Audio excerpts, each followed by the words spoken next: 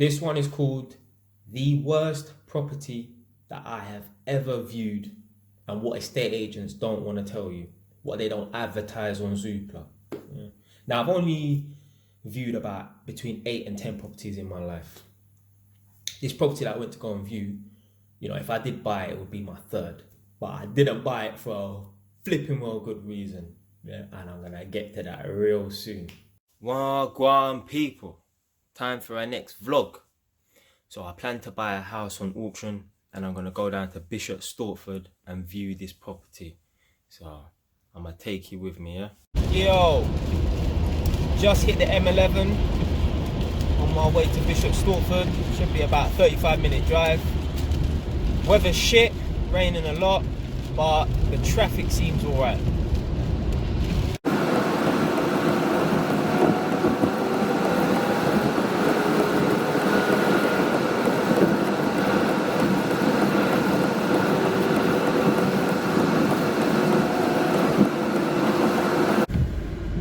Looks like I just spoke too soon. I just hit some mad traffic. Doesn't look like anything's really moving past 2 miles an hour. And yesterday, funny enough, I sat in the worst traffic ever. I was on the A406. I was going to my cousin's house in Isle of Dogs, Poplar Size, E14, East London. And I literally sat in the same position for about 40 minutes. I was on a bridge, I couldn't even turn left or right, I was stuck, literally gridlocked. I was all watching 60 Days In, that prison show, which is quite good on Amazon Prime.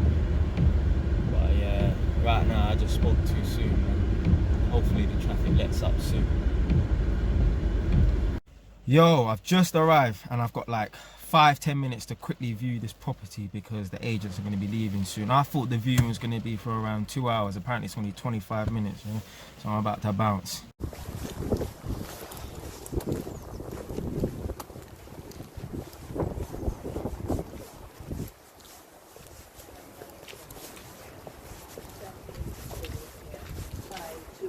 Lovely, thank you.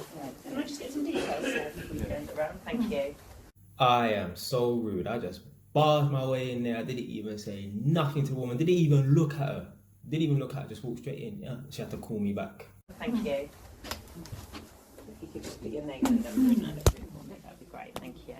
Thanks.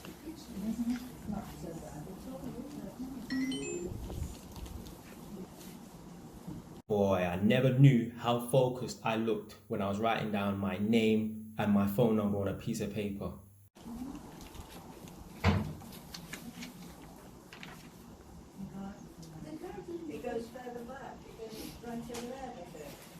Lovely, thank you ever so much, thank you. Yes, it was the second part.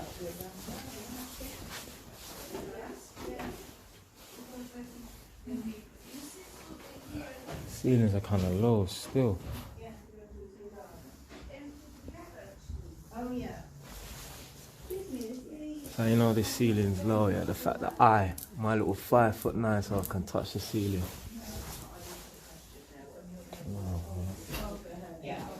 Fucking floor. Shit, boy. Some serious work needs to be done in this place.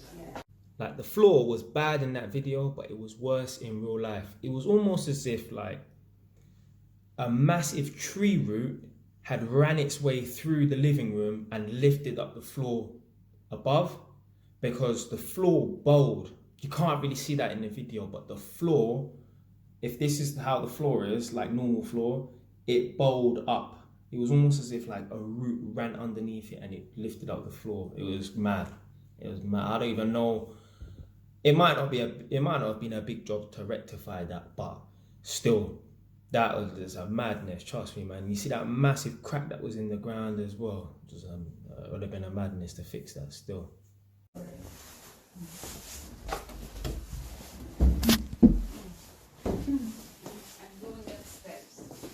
Okay.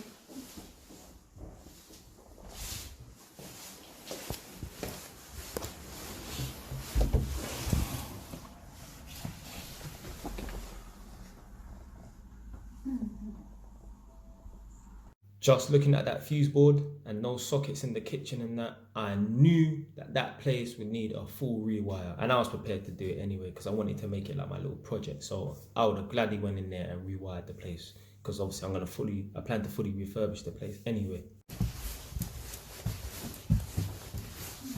Do you ever remember that game? Depending on how old you are, you may have played it as a kid or played it as an adult. If you played it as an adult, that means you're kind of old. But if you played it as a kid, you're still relatively young. It's called Resident Evil. And there was a part in the game where you see the characters walking up the stairs. And when they walk up the stairs, that's how you know something's about to get peaked, it's about to get scary.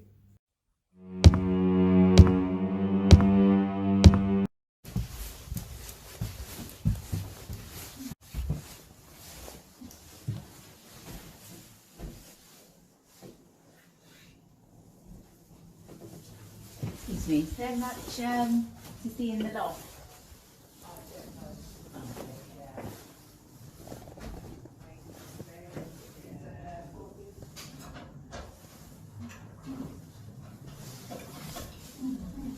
So look, they got a system boiler in this house as well, because they got the water tanks. When houses have the combi boilers, which is a combination boiler, you never have the tanks. It's not good, is it? There are cracks right down the wall, right across the floor.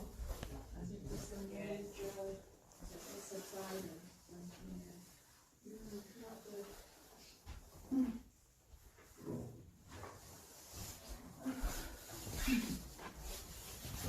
Well, we're about to see something scary right now. Jesus Christ. That crack is that big, I could fit my hand in there. So you know that's subsidence right there.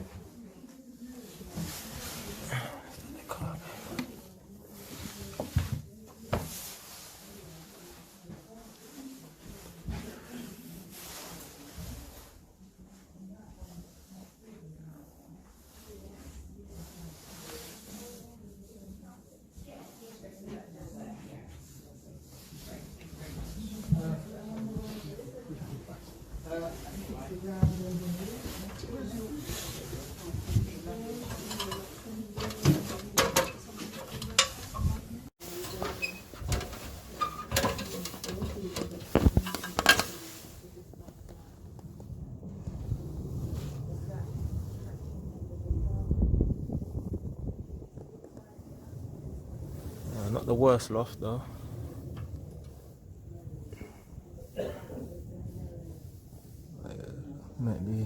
Might be signs of rat droppings up here, but that's normal anyway. Olha ali, ó. Visto lá em cima no sótão. It's them stairs again, man.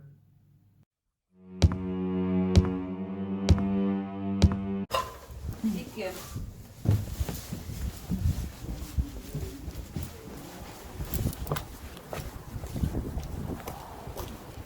Same again, I just rolled out there like, yo, JY's departing, don't say bye to nobody.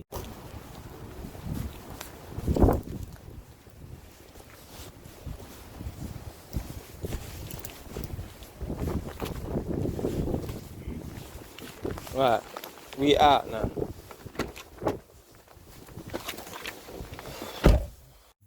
So as soon as I left that place and I jumped on the M11, I called my mortgage broker straight away. And I said to him, look, that place, right, is one of the worst there. I've never seen subsidence that bad. And I've watched a lot of episodes of Homes Under the Hammer. You saw it, yeah, that crack in that wall was like this big. Yeah, I could put my hand through it. Yeah. It looked like there'd been a fucking earthquake underneath the house. And I said to him, look, I don't mind buying the property with that subsidence issue. Obviously, I'm taking a big gamble because I don't even know how much that will cost to fix. But will I actually be able to purchase the property with the subsidence issue? I don't mind purchasing it, but will the mortgage company, say for example Santander, if they lend me the money, will they allow me to purchase the property with that subsidence issue? And he said no. Subsidence issues like that need to be completed before purchase. And especially if I go to auction, there's no way that's going to get completed within 28 days. So I just had to pull the plug on that one. But that just goes to show, when you see houses on Zoopla, Rightmove and that, yeah, just go in there and be vigilant, because put it this way, yeah, they will not advertise the flaws in the property, and I don't know why. What is the point of not advertising the flaws? Because all that's going to happen is people are going to just turn up, and then they're just going to think, oh, you've wasted my time. Oh, okay, this is the estate agent that is advertising this property. I ain't even going to bother view another one of their properties. And so they should just be upfront. Obviously, I know why they do it, because certain people might turn up like me and think, oh, you know, maybe I will repair that work. And if they knew that prior to that, then, you know, they wouldn't have turned up. But me personally, I think I would just highlight all the flaws. One place I went to that was terrible was when I was looking for my house in Northampton.